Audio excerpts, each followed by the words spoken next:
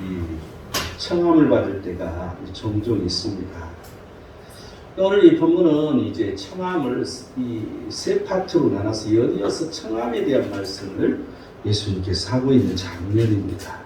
예수님이 말씀하시는 그 청함, 쉽게 말하면 영적 청함을 예수님은 말씀하고 계십니다. 우리는 그냥 인간적인 청함이라고 생각하지만 예수님 보시기에 이 영적인 것을 생각하라는 거죠.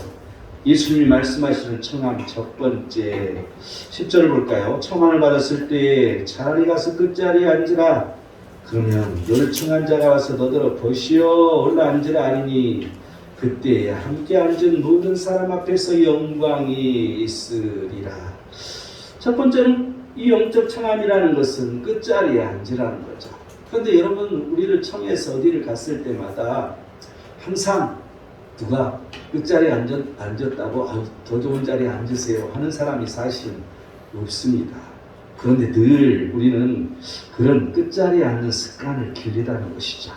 왜 끝자리에 앉아야 되는 것일까? 왜 우리는 끝자리에 앉아야 되는 것일까?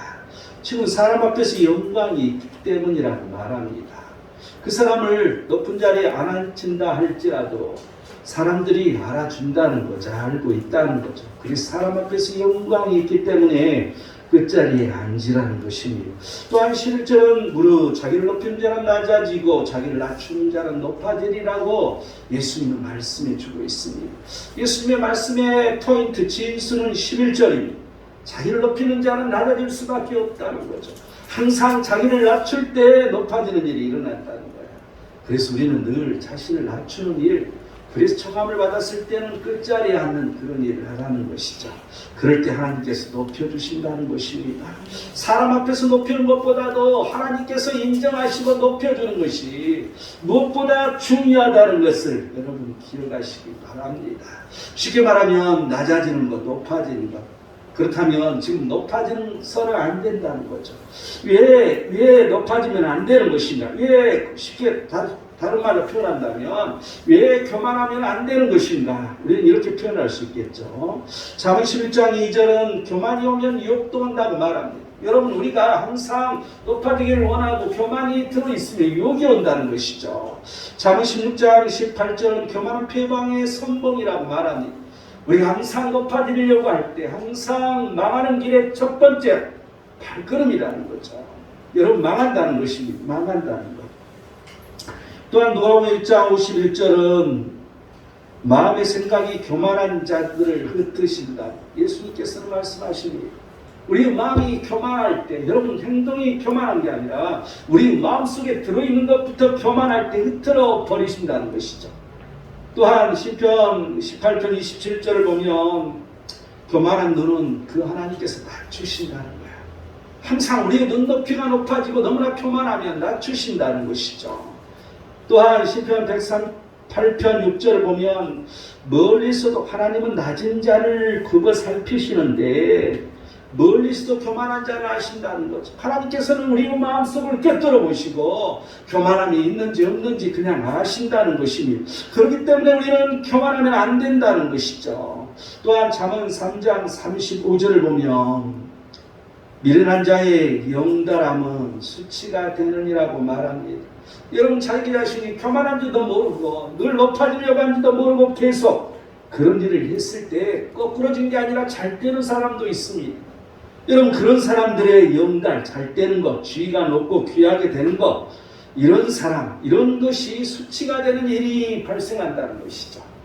여러분, 이 의미를 우리는 잘 깨달아야 할 것입니다. 그렇다면 예수님께서 낮아지라고 얘기하시는데 그 낮아지는 건 겸손이라고 우리는 말할 수 있을 것입니다. 반대로 왜 겸손해야 되는 것인가?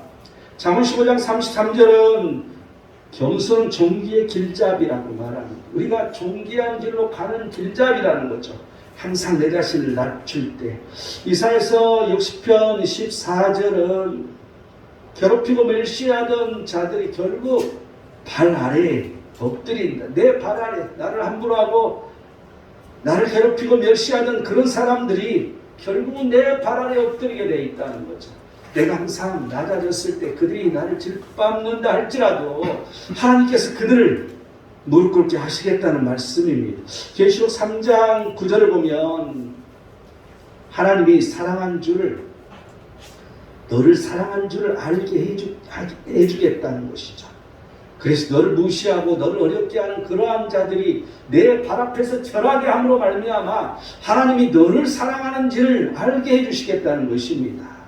여러분, 우리는 이 의미를 늘 그 마음속에 새겨야 된다는 것을 여러분 기억하시기 바랍니다. 또한 이사야서 57장 15절을 보면 통이하고 마음이 겸손한 자와 함께 있나니 이런 겸손한 자의 영을 소생이 시키시고, 겸손한 자의 영을 소생시킨다는 거죠. 우리가 항상 내 자신을 낮출 때 우리 영이 소생된다는 거예요. 항상 우리 영이 살아난다는 것이죠. 항상 그 하나님의 영이 우리에게 있기 때문에, 우리에게 함께 하시기 때문에, 그러한 자에게 함께 하시기 때문에 우리 영이 늘 살아있게 된다는 것입니다. 이 성도는 어떠한 태도로, 그렇다면 우리는 어떤 태도로 살아야 할 것인가? 당연히 낮추면 사는 거 되는 거 아니에요. 겸손하게 살면 되는 게 아니에요. 그런데 말로만 겸손, 낮추는 것이 아니라 구체적으로 성경은 지적해주고 있습니다. 잠언 25장 6절에서 7절을 보면 왕 앞에서 스스로 높은 채하지 말며 대인들의 자리에 서지 말라. 여러분, 이게 무슨 말이에요? 자신의 분수를 알고 자신의 위치에 서라는 거죠. 항상 자기의 분수를 모르고 늘 끼어서 말하는 사람들, 여러분, 이런 사람들에게는 해가 있다는 것이죠. 또한 마가복음 12장 38절에 39절을 보면 이제 이 외식하는 자들, 이 바리새인들을 말해주고 있죠. 긴 옷을 입고 다니고 시장에서 문안 받기를 원하고 해당의 높은 자리와 잔치의 윗자리를, 그런 자리를 원하는 사람들, 이런 사람들을 삼가라고 예수님께서는 말씀하십니다. 이 말은 뭐예요? 외식하는 자들을, 내가 외식을 해서는 당연히 안 되지만 그런 외식하는 자들과도 가깝게 하지 말라는 거죠. 삼가라는 것이죠. 여러분, 예를 들면 요즘에 그렇지 않습니까? 이 목사님들도 보면 박사학위 받았다고 이 가운에가, 양쪽 가운에가 짝대기 3개가 딱 달렸죠. 여러분, 뭔 말인지 알아요? 가운을 입는데 다 이 가운을 입으시는데 목사님들이 짝대기 3개가 이쪽으로 달려있어. 이게 박사 표시야, 이게. 여러분, 박사하고 목사하고 뭔 상관이야? 아무 상관도 없어. 여러분, 뭔가 과시하는 것이죠. 여러분, 왜 의사가 흰옷을 입습니까? 여러분, 이 나름대로 이제 이 어떠한 이 깨끗한 청결함을 위해서도 있는 거지만 그 의사 가운을 입으로 말미암아 의사로서 권위가 서는 거죠. 여러분, 뭔가 이 표시가 있다는 것이죠. 이 목사뿐만 아니라 모든 일에 있어서 어떤 이 옷에 드러나는 것들이 있습니다. 이런 것들은 어떤 의미에서 외식이라는 거죠. 여러분, 이 목사님들이 이 짝대기 3개 안 달아도 되잖아요. 또한 이 가운을 안 입어도 되잖아요. 옛날에는 모두 다 가운을 입었습니다. 왜냐하면 거룩함이기 때문에, 하나님 앞에서 거룩한 자로 이 주의 종이 서야 되기 때문에 과거에는 모두 다 가운을 입었어. 목사 가운을. 그래도 지금은 잘 안 입잖아요. 이 짝대기 3개를 하도 사람들이 가니까 이건 바른 모습이 아니다. 그래서 하나님 앞에서 낮아지는 모습으로 서기 위해서 그런 옷을 아예 이 성찬할 때 왜 이런 옷을 입지 않잖아요. 그런데 성찬할 때도 입는 옷이 짝대기 3개를 달고 입는다면 이런 것들은 외식이 되는 것이죠. 빌립보서 2장 3절 보면 아무리 일에든 다툼이나 허영을 하지 말고 오직 겸손한 마음으로 각각 자기보다 남을 낫게 여기라고 말합니다. 항상 하는 그 모든 일이 자기보다 남을 낫게 여겨서, 여러분, 우리가 그러잖아요. 무슨 일을 할 때마다 내가 오라, 이렇게 해야 되는데 너를 왜 이렇게 하는 거야? 여러분, 서로를 인정해 주는 게 중요합니다. 뭔가 부족하다 할지라도 서로를 인정해 주고 우리가 함께 갈 때 우리는 합심하여 모든 일을 이룰 수 있기 때문입니다. 잠언 8장 1절은 지혜가 부르지 아니하느냐, 명철이 소리를 높이지 않느냐. 우리는 항상 지혜와 명철, 이게 뭐예요? 하나님 말씀이죠. 하나님 말씀으로 사는 것이 중요하다는 것이죠. 하나님 말씀이 나를 부르고 있어. 하나님 말씀이 소리를 높이고 있다는 거죠. 그런데 우리는 그 하나님 말씀과는 거리 있게 살기 때문에 우리는 늘 교만할 수밖에 없다는 것입니다.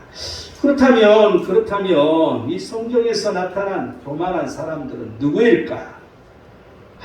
보면 사무엘상 15장 17절을 보면 사무엘이 이르되 왕이 스스로 작게 여길 그때 이스라엘 지파의 머리가 되니 아니하셨나이까. 여호와께서 왕에게 기름을 부어 이스라엘 왕을 삼으시고, 여러분 보잘것없는 사울을, 정말 세상에 볼 때도 보잘것없는 사울을 하나님은 쓰셨다는 거죠. 그에게 왕으로 기름을 부으셨다는 거죠. 그랬더니 정말 왕으로서 화려한 어떤 등극을 하니까 하나님을 저버리는 이 사울에게 하는 말입니다.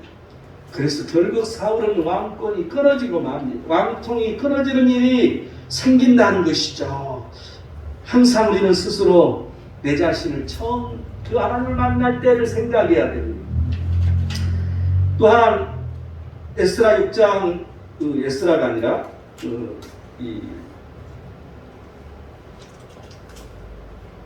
갑자기 내가 구절이 생각이 안 나네. 이 하만과 모르드게가 나오는 성경. 어이 갑자기. 에스더. 갑자기 생각이. 에스더 6장 6절에서 12절을 보면 이제 이 하만이 이제 왕이 하만에게 묻습니다.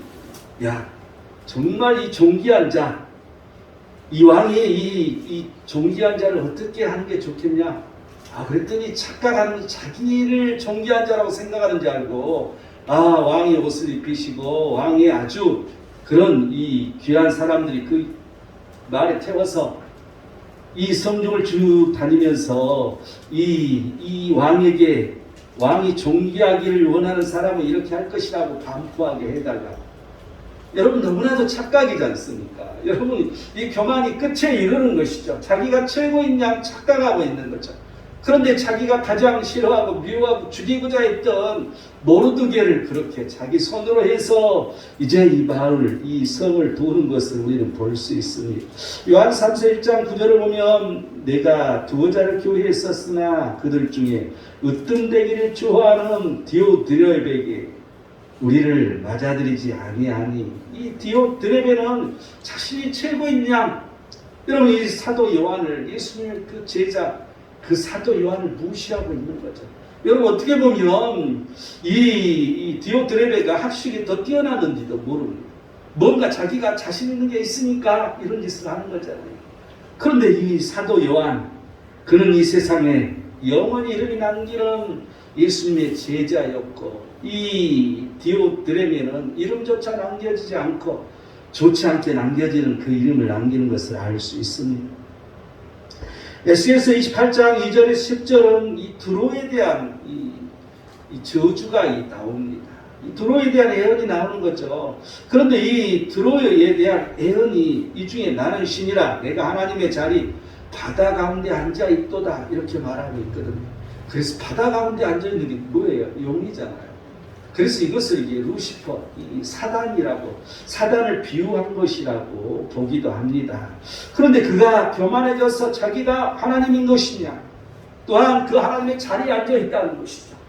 여러분 우리가 그런 자리에 앉아서는 안 되는 거죠.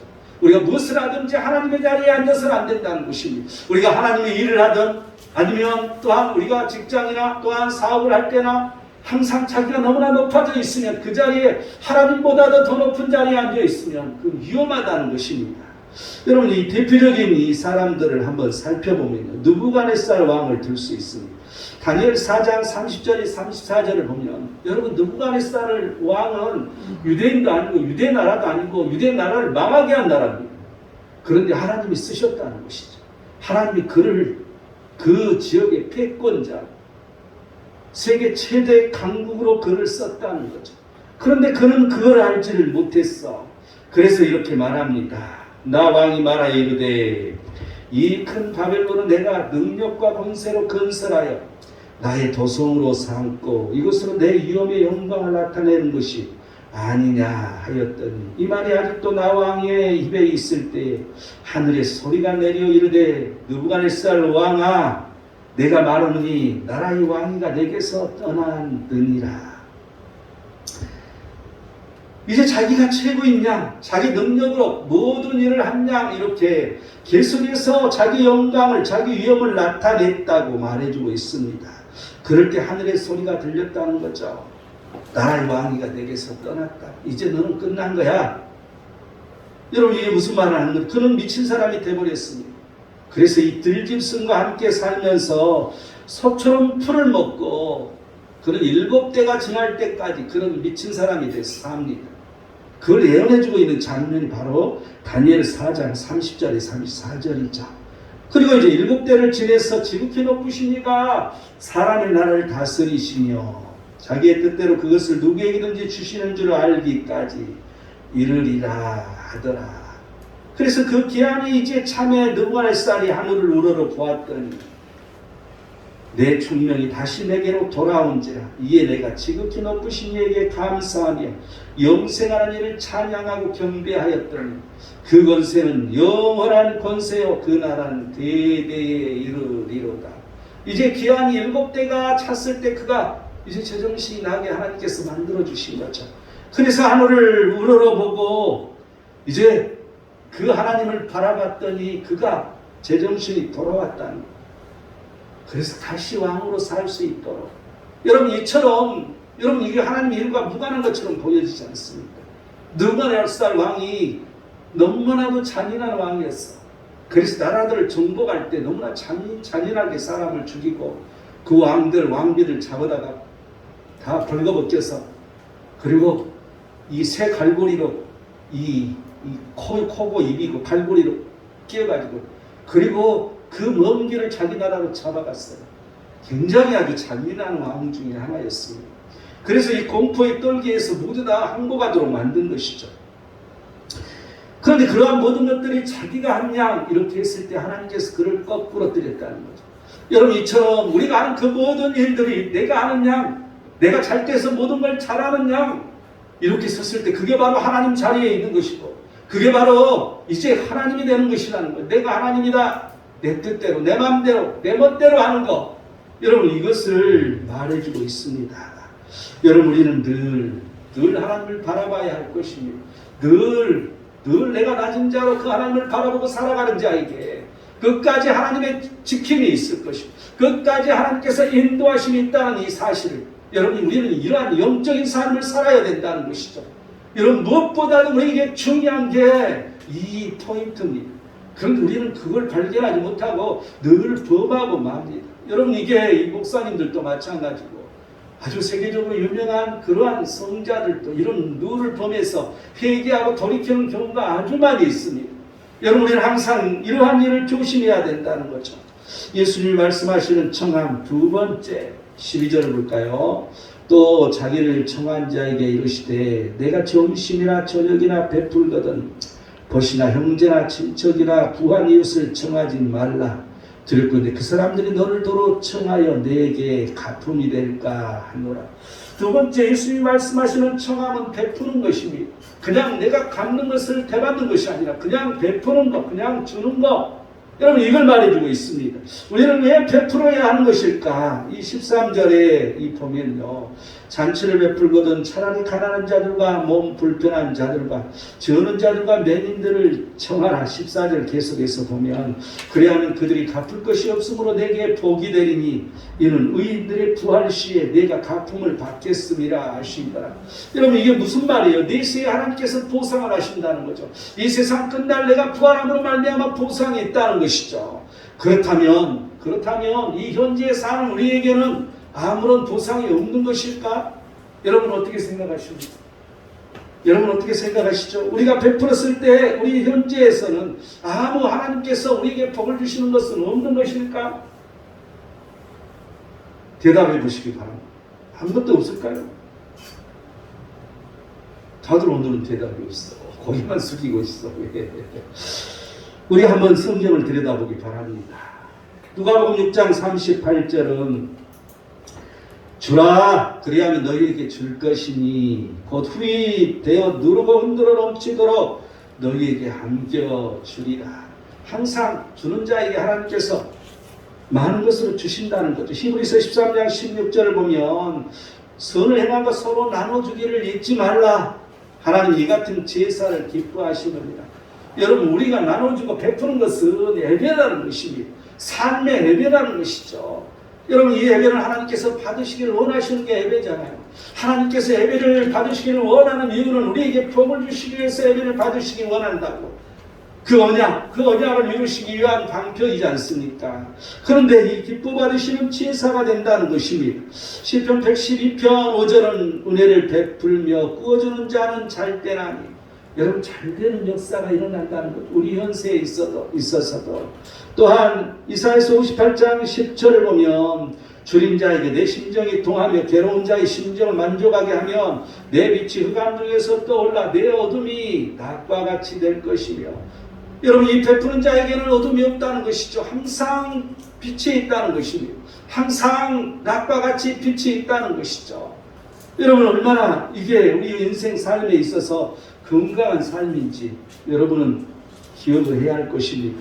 마태복음 10장 42절을 보면 누구든지 제자 이름으로 이 작은 자 중 하나에게 냉수 한 그릇이라도 주는 자는 내가 진실로 너희에게 이르노니 그 사람이 결코 상을 잃지 않으리라고 말합니다. 항상 여러분 내가 하는 것도 내 이름으로 하는 게 아니라 예를 들어서 목사님 이름으로 한다 할지, 예를 들어서 또한 이 교회 이름으로 한다 할지, 이런 자에게 상을 잃지 않는다는, 결단코 냉수 한 그릇이라도 상을 잃지 않는다고 말해주고 있습니다. 그렇다면 우리 하나님은 우리에게 무엇을 베풀어 주시는 것인가? 아니 베풀라고 우리에게 말씀하시면서 하나님도 우리에게 베풀어야 되는 거 아니에요? 그죠? 하나님 무엇을 베풀어 주실까 우리에게? 도대체 무엇을 베푸시가니 우리 보고 자꾸 베풀라는 거야? 주라는 거야? 하나님도 베푸셔야지. 우리 한번 볼까요? 출애굽기 34장 7절 보면 인자를 1000대까지 베풀며. 여러분 인자를 1000대까지 베풀어 주신다는 거야. 여러분 그 사랑, 인자는 사랑이죠. 하나님의 사랑이지 않습니까? 1000대까지 베풀어 주신대. 여러분 이 한마디로 끝나는 거 아니에요. 1000대 이르기까지 우리에게 베푸신다고. 그런데 악과 과실과 죄를 용서하시리라. 그러나 벌은 면제하지 않고. 여러분 우리가 회개하더라도 벌은 남아있는, 죄는 남아있는 거야. 용서하시도 없이 하시는 거죠. 그런데 재미있는 것은 그 악행을 자손 3대까지 보응하리라. 여러분 우리가 악을 행하는 것은 옳지 않습니다. 그래서 우리는 회개해야 되는 거죠. 항상 회개해서 그 악이 끊어질 때 여러분 이 조상의 저주가 온다 이런 말도 하잖아요. 여러분 그게 뭐예요? 그 조상의 악이 온다는 얘기거든요. 이러한 것들 끊어야 되는 것, 이게 회개라는 거예요. 회개. 그래서 여러분 이렇게 이 선진들, 이 신앙의 선진들 구약 성경을 보면 항상 자기 조상의 죄부터 회개해요. 자기 자신의 죄를 회개하기 전에 조상의 죄를부터 회개하면서 자기를 죄를 회개해. 그리고 또한 자기 나라를 위해서 자기 나라의 죄를 회개하는 걸 볼 수 있어요. 여러분 굉장히 중요한 포인트예요. 요엘서 2장 30절은 내가 이적을 하늘과 땅에 베풀리니. 이적을 하늘과 땅에 베풀어 주신대 하나님께서. 여러분 이적, 이러한 기적이 왜 일어나는 것인가? 하나님 베푸시기 때문에 일어난다는 것입니다. 또한 마태복음 3장 11절을 보면 그는 성령과 불로 너희에게 세례를 베푸신다고 말합니다. 여러분 이 세례는 구원으로 가는 길이지 않습니까? 우리에게 구원을 베푸시는 것이죠. 또한 로마서 1장 11절을 보면 어떤 신령한 은사를 너희에게 나눠주며 너희를 견고하게 하려 함이니 성령의 은사를 우리에게 주신다는 것입니다. 여러분 우리에게 베풀어 주신 게 뭐냐고? 여러분 우리가 잘하는 것, 우리가 많은 재능을 갖는 것, 여러분 하나님이 베풀어 주신다는 것이죠. 여러분 이것을 우리는 잊어서는 안 될 것입니다. 또한 요한복음 5장 29절은 정말 중요한 말을 해주고 있습니다. 선한 일을 행하는 자는 생명의 부활로. 여러분 뭘 베푸신다고? 부활을 베푸시는데 여러분 죄를 짓는 자, 죄를 짓지 않는 자는 다 부활한다는 거야. 그런데 생명의 부활을 베푸신다는 거죠. 우리는 영원히 죽지 않는 부활로 부활한다는 것이죠. 여러분 우리가 이 베푸는 것을 그렇다면 어떻게 베풀어야 할 것인가? 하나님은 또 이렇게 많이 베풀어 주신다네. 어이구 감사하지 않습니까? 그러면 우리는 어떻게 우리는 베풀어야 되는 것인가? 주더라도 그냥 막 주면 되는 것인가? 여러분 이것도 성경 따라 말씀 따라 우리는 베풀어야 되는 이러한 뭔가 있어야 할 거 아니에요. 마태복음 10장 8절은 너희가 거저받았으니 거저주라고 말합니다. 여러분 하나님께서 주신 은사가 있어 죽은 자를 살리는 그런 사람도 있을 것이고 병든 자를 고치는 이런 일도 있을 것이고 귀신을 쫓아내는 그런 일도 있어. 하나님이 주신 것들이 있는 거죠. 그러한 것들을 거저받았으니까 거저주라는 거야. 여러분 이 의미를 우리는 잘 생각해야 됩니다.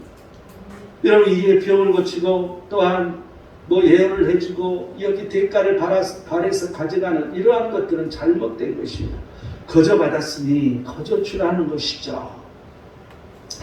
또한 디모데전서 6장 18절은 선을 행하고 선한 사업을 많이 하고 나누어 주기를 좋아하며 항상 좋아해서 해라는 거죠. 좋은 마음으로 내가 그러한 걸 즐기는 마음으로 우리는 그런 베풀을 일을 해라는 것입니다. 또한 누가복음 6장 35, 36절을 보면 너희는 원수를 사랑하고 선대하며 아무것도 바라지 말고 꾸어주라. 그래야면 너희 상이 클 것이요 또 지극히 높으신 이 아들이 되리라고. 여러분 우리는 아무것도 바라지 말고 뭔가 해라는 것이죠. 바라지 말고 해라는 것입니다. 항상 여러분이 교회에서 돈 때문에 돈 빌려주고 이런 것 때문에 굉장히 어려움을 겪는 교회들이 많이 있습니다. 그래서 여러분이 이 돈을 빌려줄 때 보면 이렇게 가만히 들어보면 이자를 많이 쳐주겠대. 야, 은행 이자 요즘에 얼마 되지도 않지 않습니까? 그 은행이 너무나 많아야. 그런데 2부, 3부 이렇게 해준다니까 그냥 홀딱 넘어가지고 돈 빌려주고 나중에 돈을 못 받아서 교회가 그럴 수가 있느냐고 그냥 목사님한테 따지고 이런 일이 생기는 거죠. 그리고 교회를 떠나는 일이 생겨. 그런데 하나님은 말씀하십니다. 뭐라고? 아무것도 바라지 말고 꾸어주라고. 여러분 이렇게 뭔가 빌려주려면 아예 못 받을 셈 치고 그냥 주는 게 편하다는 거. 그렇지 않으면 아예 꾸어줄 생각하지 말라는 거. 여러분 이게 편한 거야. 이게 편한 거야. 교회 안에서 동거래 때문에 늘 어려움을 겪을 때가 많이 있습니다. 그런데 이 꾸어주는 것뿐만 아니라 항상 뭐든지 아무것도 바라지 말고 베풀라는 것이죠. 또한 신명기 14장 29절을 보면 분깃이나 기업이 없는 레인과 내 성중에 거류하는 객과 및 고아와 가부들이 와서 먹게 배부르게 하라. 여러분 이것은 뭔가 이 순서를 정해놓고 있어요. 우리가 베푸는 순서를 이렇게 정해놓고 있는데 분깃 이건 하나님의 일이잖아요. 하나님의 일에 먼저 베풀어야 되는 1번이죠. 그 다음에는 이제 기업이 없는 레인, 여러분 주의 일을 하는 사역자를 주의 종들을 말해주고 있잖아요.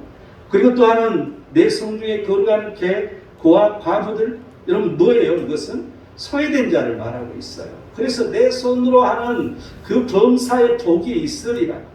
여러분 스스로 우리가 베푸는 것도 내 손으로 하는 것이지 돈으로 하는 게 아니라는 것이죠. 여러분 이 의미를 잘 들여다봐야 됩니다. 그러한 자에게 복이 있다는 것을 말해주고 있습니다. 또한 마태복음 6장 1절에 4절을 보면 보이려고 하지 말라는 거죠. 예시하지 말라는 거죠. 어떤 사람은 그냥 자기를 늘 내가 어떻게 했고 자랑하는 사람이 있어. 오른손이 하는 것을 왼손이 모르게 하라고. 여러분 내가 이 청년 때 이 말을 잘못 이해해서 11절을 하든 헌물을 하든 다 무명을 했어. 그랬더니 우리 전도사님이 묻는 거야. 아니 형제는 11조 하고 이 헌물을 하는 것 같은데 항상 무명으로 하는 것 같다고 맞냐고. 그래서 그렇습니다. 그랬더니 왜 무명으로 하냐고. 왼손이 하는 거 오른손이 모르게 하라고 그랬잖아요. 그것은 구제할 때 하는 말입니다. 헌물할 때 누가 그렇게 하라고 써졌어요? 그 말 들으니까 진짜 그렇더라고. 여러분 헌물할 때는 무명으로 하는 게 아니야. 이름을 내놓고 해야 돼. 왜냐하면 목사님이 기도를 해주기 때문에. 여러분 이 기도라는 게 중요하거든요. 그래서 헌물은 되도록이면 무명으로 하는 게 아닙니다. 이름으로 하는 게 그게 옳은 것이라고 보여집니다. 그런데 우리가 구제를 할 때, 뭔가 남을 도와줄 때, 뭔가 남에게 베풀어줄 때, 이러할 때는 자기 이름을 내지 말라는 것이죠. 그래서 이러한 거 보이려고 하지 말라는 거. 보이려고 하는 것은 다 이미 상을 받았다고. 하나님의 상이 없다는 것입니다. 그리고 나서 또 이런 말을 합니다. 너희 앞에 나팔을 불지 말라. 여러분 나팔 불고 다니는 사람이 있어. 내가 이거 누구한테 뭘 했고 누구한테 뭘 했고. 나팔 불지 말라고 성경은 분명하게, 예수님은 분명하게 말씀하고 계십니다. 이미 그런 상을 받았다고. 여러분 그 상은 다 이미 다 사람한테 받았다는 거죠. 없어진다는 것입니다. 하나님의 상이 없다는 것을 분명하게 말해주고 있습니다. 또한 은밀하게 하지 말라고 이제 마태복음 6장 1절 4절까지 쭉 이렇게 읽어보면 오른손이 하는 것을 왼손이 모르게 또한 은밀한 주에 보시면 너희 하나님이 갚으시리라. 여러분 하나님이 갚아주신다는 거야. 그런데 은밀하게 할 때 갚아준다는 거죠. 그렇기 때문에 나팔을 불지 말라는 것이죠. 보이려고 하지 말라는 거야. 남한테 드러내지 말라는 것이죠. 여러분 내가 항상 우리 선교회에서 늘 이런 일을 할 때가 많이 있습니다. 지금도 이제 이 선교주에서 너무나도 이 선교사들이 고통당하는 선교사들이 너무 많기 때문에 간혹 내가 밴드에 올리면 감동돼서 이런 후원을 하는 사람들이 많이 있습니다. 그래서 이번에도 이제 우리가 이제 지금 인도 신학교 이 신학대학원 학생들을 중심으로 그분들이 다 목회하시거든요. 다 교회를 하시는데 너무나도 지금 어려운 상황이 처해 있습니다. 그래서 이제 그 글을 올렸더니 이제 여러 사람들이 이제 한 구자 10만 원씩 해서 돈을 이렇게 보내옵니다. 그런데 개중에 보면 자기를 드러내기를 원하는 사람이 있고요. 어떤 분들은 아무 돈을 어디다 쓰든지 아무 상관없이 그냥 보내는 분도 있어. 여러분 이게 옳은 것입니다. 누가 돈을 어떻게 쓰든지 하나님 앞에 드렸으면 끝이라는 거죠.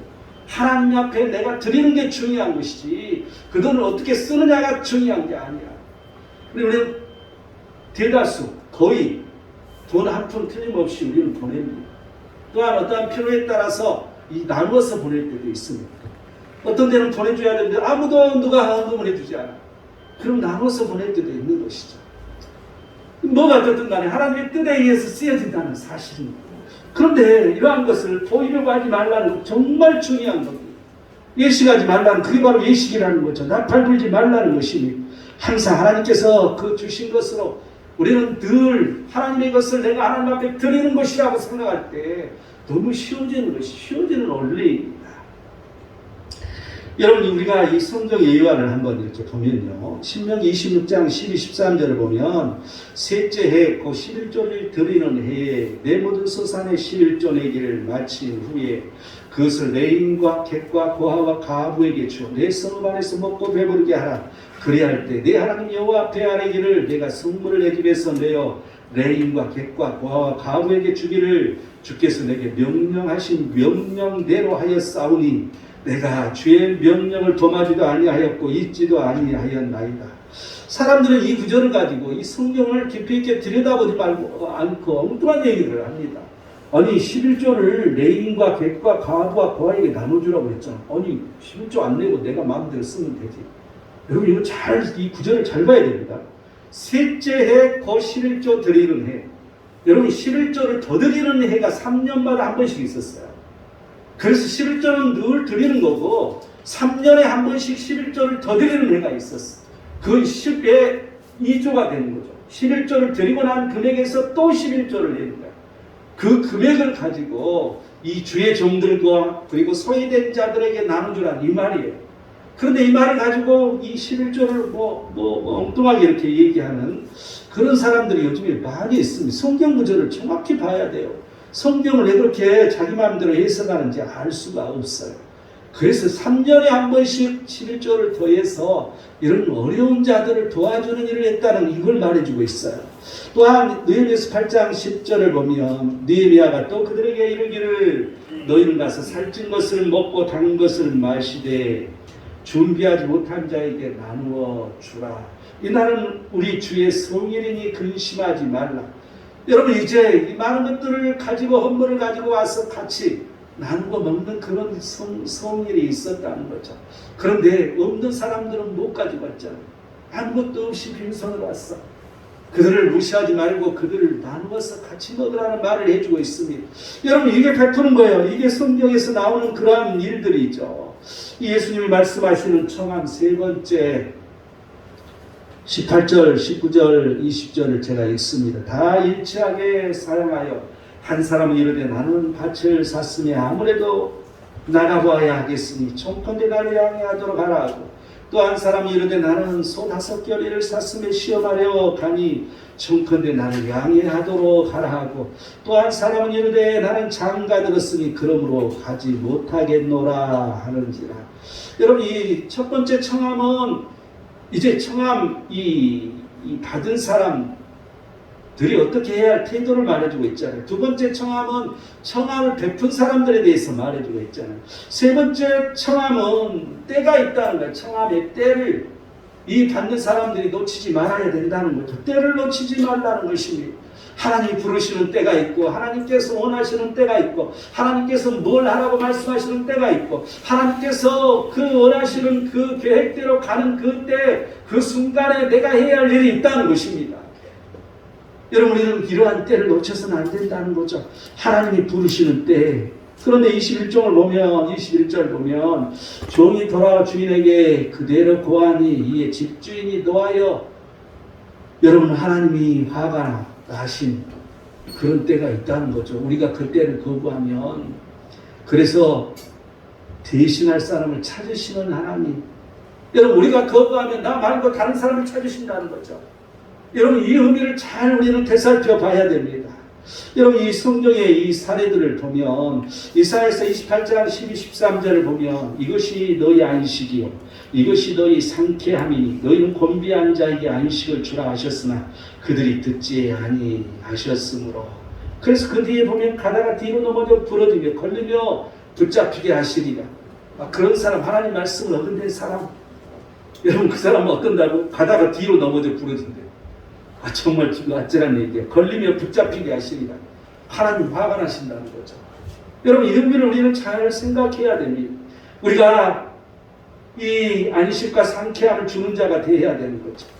그래서 이 곤비한 자들에게 그런 안식을 주라는 것입니다. 여러분, 이 안식을 주는 게 물질로 주는 것은 아니지 않습니까? 여러분, 안식을 주는 게 하나님의 영으로 주는 거지 않습니까? 여러분, 복음으로 주는 거지 않습니까? 오직 그 하나님의 영이 충만하게 함으로 주는 거지 않습니까? 여러분, 우리는 그러한 역할을 해야 된다는 거죠. 쉽게 말하면 복음을 들고 가라는 그런 말씀이라고 보여집니다. 여러분, 또한 이 이사야서 29장 10절에 12절을 보면 깊이 잠들게 하는 영을 너희에게 부어주사 너희의 눈을 감기셨으니, 그리고 쭉 뒤로 내려가면 그것이 동해졌으니 나는 못 잊겠노라 할 것이며, 그리고 또 그 뒤로 쭉 가보면 나는 그를 모른다 할 것이니라. 여러분, 이 하나님 말씀을 부어줬는데, 주셨는데도 나는 못 잊겠어요, 나도 모르겠어요, 나는 글도 몰라요, 이렇게 핑계대는 사람들, 여러분, 이게 우리일지 모릅니다. 내가 바쁜데요, 나 지금 그런 거 할 시간 없어요, 내가 언제 성경을 읽을 시간이 있습니까? 아니, 내가 언제 성경을 볼 시간이 있어요, 나는 도무지 시간이 없어요. 여러분, 이건 죽는 일입니다. 그대로 하나님께서 내버려 두신 게 아니라 어떻게 하겠다고? 깊이 잠들게 하는 영을 부어준다는 거죠. 그래서 눈을 감기게 하신다는 거야. 여러분, 못 듣게 해주시게 하겠다는 거죠. 여러분, 하나님 말씀을 단절되면 그 사람은 죽음이, 영적인 죽음이 시작된다는 것이죠. 여러분, 이 의미를 우리는 늘 생각해야 됩니다. 또한 이사야서 29편 13, 14절을 보면 이 백성 입으로는 나를 가까이 하며 입술로는 나를 공경하나 그들의 마음은 내게서 멀리 떠났나니 그들이 나를 경외하는 사람의 계명으로 가르침을 받았을 뿐이니라. 여러분, 이 사람의 계명으로 가르침을 받는 사람들은 입으로는 가까이 하고 입술로는 공경하는데 마음이 떠나 있다는 것이죠. 여러분, 이 말씀을 전하는 자들이 가장 먼저 심판을 받는다고 말하지 않습니까? 왜 그렇습니까? 잘못 가르치면 심판을 제일 먼저 받는다는 것이죠. 여러분, 우리는 항상 우리의 마음이 하나님 앞에 드려지는 게 중요하다는 것입니다. 우리가 형식적으로 우리는 헌물하는 게 아니라, 형식적으로 예배드리는 게 아니라, 형식적으로 우리가 신앙생활하는 게 아니라 우리의 마음이 진정으로 그 하나님 앞에 드려져야 된다는 것이죠. 여러분, 이러한 것을 가르치지 못한 사람은 심판을 먼저 받는 것이죠. 여러분, 이 세상의 지식을 가르치고 세상 것들을 말하고 사람들을 모으고 많은 사람을 모아서 하나님의 뜻에 부합되는 일을 하는 자들, 여러분, 하나님의 심판을 받을 수밖에 없습니다. 진정으로 하나님을 사랑하고 진정으로 하나님의 뜻대로 살도록 만들어주는 것, 여러분, 이러한 역할을 감당해야 된다는 거죠. 사람의 계명으로, 사람의 그런 지식으로 가르침을 받아서는 안 된다는 것을 여러분 기억하시기 바랍니다. 에레미야서 5장 4절에서 5절을 보면 이 무리는 비천하고 어리석은 것뿐이니라. 여호와 길 자기 하나님의 법을 알지 못하니 내가 지도자들에게 가서 그들에게 말하리라. 그랬더니 그들도 일제히 멍에를 꺾고 결박을 끊은지라. 여러분, 이 사람들이 여호와의 길을 나는 몰라요. 하나님의 법을 나 알지 못해요. 그랬더니 이 지도자들도 마찬가지라는 거죠.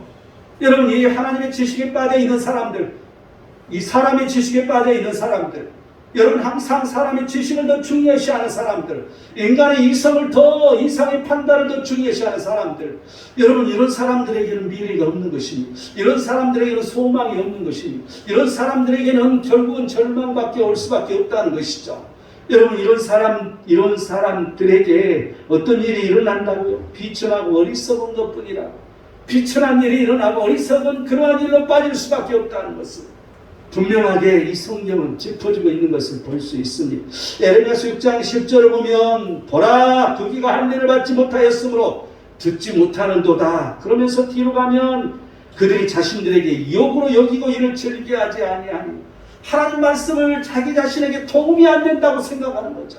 하나님 말씀과 전혀 관계없이 사는 사람들. 여러분 이 시대에 그런 사람이 많지 않습니까? 하나님 말씀이 2000년 전의 말씀인데 내게 도움되는 게 있다고? 야 틀리잖아. 그때 시대 문화에 그 문화를 가지고 말하는데 지금 문화하고 뭐가 너무나 다르지 않냐? 여러분 이렇게 말하는 사람이 얼마나 많이 있습니까? 여러분 너무나도 안타까운 일인 것입니다. 우리는 진정으로 우리 귀가 할례를 받아야 된다는 것입니다. 우리가 이 귀가 할례를 받지 못하면 역으로 여기고 즐겨하지 않는 그런 일이 생긴다는 이 사실. 하나님 말씀을 왜 우리가 즐겨하지 못합니까? 왜 하나님 말씀을 우리가 온전히 받아들이지 못하고 하나님 말씀을 읽기를 좋아하지 아니하고 하나님 말씀을 듣기를 좋아하지 않을까요? 귀가 할례를 받지 못했기 때문이라고 여러분 이 성경은 말해주고 있습니다. 에레미야서 6장 16, 17절을 보면 선한 길이 어디인지 알아보고 그리로 가라. 너희 심령이 평강을 얻으리라 하나 그들의 대답이 우리는 그리로 가지 않겠노라 하였으며 내가 또 너희 위에 파수꾼을 세웠으니 나팔 소리를 들으라 하나 그들의 대답이 우리는 듣지 않겠노라 하였도다. 여러분 선한 길로 가라고 파수꾼이 나팔을 불겠다고 그런데도 그걸 가지 않고 듣지 않겠다고. 여러분 이 파수꾼의 나팔은 겸손하는 말씀이잖아요. 하나님 말씀으로 너희들은 이렇게 해서는 안 된다. 우리는 돌이켜야 된다. 이런 말이잖아요. 그런데 그런 말을 듣지 않겠다는 것입니다. 이 성도들이 우리 그리스도인이라면 우리는 어떻게 살아야 하는 것인가. 마태복음 24장 38절 39절을 보면 이제 이 홍수전에 노아의 방주에 들어가는 날까지를 말해주고 있어요. 사람들이 먹고 마시고 장가들고 시집가고 있으면서 그들이 다 멸하기까지 깨닫지 못했다는 거죠. 여러분 우리의 삶이 일상생활만 중요시하지 말라는 것입니다. 일상생활 안에 하나님 말씀을 읽고 일상생활 안에 우리가 하나님 앞에 기도하고 일상생활 안에 날짜를 정하고 항상 하나님 앞에 예배하는 그런 사람이 되어야 된다는 것입니다. 또한 누가복음 17장 28, 29절을 보면 롯의 때와 같으니 사람들이 먹고 마시고 사고 팔고 심고 집을 짓더니 롯이 소돔에서 나가던 날에 하늘로부터 불과 유황이 비오듯 하였다고 예수님께서는 말씀해 주시고 있습니다. 여러분 우리가 먹고 마시는 것, 우리가 좋은 집에 사는 것, 이 의식주에 전부인 양 살지 말라는 것이죠. 우리에게 의식주는 너무나도 중요합니다. 우리에게 필요한 것입니다. 그런데 거기에만 빠져 살아서는 안 된다는 것이죠. 그 모든 것들이 하나님의 힘으로 하나님의 그 영광으로 얹혀져서 그런 일이 일어나야 된다는 것입니다. 여러분 이 의미를 잘 되새겨야 할 것입니다. 누가복음 8장 14절은 이제 이생의 염려와 재물과 향락의 기운이 막혔다고 그래서 결실하지 못하는 자, 이게 가시떨기에 떨어진 이제 씨앗을 말해주고 있잖아요. 항상 우리의 삶의 염려가 너무나도 많아. 또한 이 재물에 대한, 또한 향락에 대한 이런 것들이 너무 많아. 그렇다 보니까 그 하나님 말씀을 듣지를 못하는 거죠. 그 하나님 말씀이 내게 결실을 하지 못한다고 말해주고 있습니다. 우리는 이생의 염려를 버려야 됩니다. 오직 하나님의 평강으로 살아가야 되는 것이니, 또한 재물과 향락에서 우리가 거룩한 백성을 하나님 앞에 늘 서야 할 것이니, 또한 누가복음 14장 26, 27절을 보면 자기 부모와 처자와 형제와 자매와 도기 자기 목숨까지 미워하지 아니하면 내 제자가 되지 못하리라. 여러분, 우선순위를 잘 두라는 거예요. 하나님 나라의 우선순위가 하나님이 먼저여야 된다는 거예요. 부모를 버리라는 게 아니라, 형제를 버리라는 게 아니라 우선순위가 하나님이어야 된다는 것이니, 항상 우리는 우선순위를 하나님에 두고 살아야 된다는 것이죠. 사도행전 28장 27절은 이 백성들의 마음이 우둔하여져서 귀로는 둔하게 듣고 그 눈은 감았으니 귀로 듣고 마음을 깨달아 돌아오면 내가 고쳐줄까 함이라 하였으나, 여러분, 항상 우리는 귀로 들어야 되고 눈으로 봐야 되고 마음으로 깨달아야 되는 거죠. 그런데 그렇지 아니하고 그냥 하나님께서 안수 한 번만 딱 해주시면 다 병이 고쳐지느냐? 여러분, 이건 착각이라는 것입니다. 여러분, 늘 그런 걸 쫓아다니는 사람이 너무나 많이 있습니다. 사람의 능력으로 고쳐지지 않습니다. 하나님의 능력으로 병도 고쳐지는 것입니다.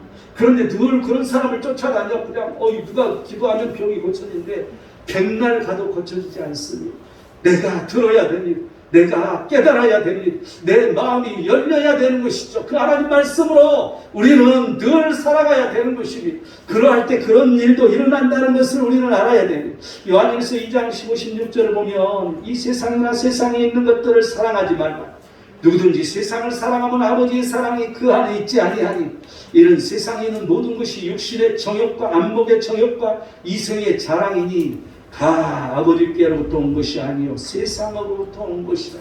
여러분, 이 세상으로부터 온 것을 사랑하지 말라는 것입니다. 여러분, 우리는 세상에 있기 때문에 세상 안에서 세상을 벗어나서는 살 수가 없습니다. 그런데 그 세상 안에서 세상으로부터 오는 것을 사랑하지 말라는 것이죠. 오직 하나님 말씀으로 우리는 빛과 소금으로 이 세상을 향하여 이 세상을 바꿔가야 된다는 사실을 우리는 기억해야 할 것입니다. 결론을 맺겠습니다. 15절을 보면 함께 먹는 사람 중에 하나가 이 말을 듣고 이르되 무릇 하나님의 나라에서 떡을 먹는 자는 복되도다 하니, 여러분, 이 하나님 나라에서 우리는 살아야 됩니다. 하나님 나라는 하나님의 통치라고 내가 늘 설명했습니다. 여러분, 하나님의 통치 속에 우리는 살아야 되는 것이죠. 그런데 그 안에서 우리는 하나님이 주신 그 하나님의 떡을 먹어야 되는 거예요. 영적인 것을 먹고 영적으로 우리는 살아야 된다는 것을 여러분 기억하시기 바랍니다. 우리는 영적으로 깨어서 그 말씀을 붙들고 살아갈 때 영적으로 성령이 영적으로 우리를 깨우게 하고 영적으로 살 수 있도록 그 말씀과 더불어 성령 하나님의 말씀이 우리에게 임한다는 이 사실을 여러분 기억하시기 바랍니다. 기도하겠습니다. 하나님은 하나님 나라에서 떡을 먹는 자는 복되도라고 하셨습니다. 우리가 하나님 나라에서 삶의 영적인 것을 먹고 영적으로 살 수 있는 복이 우리에게 충만하게 하시옵소서. 거룩하신 예수 그리스도의 이름으로 기도드립니다. 아멘.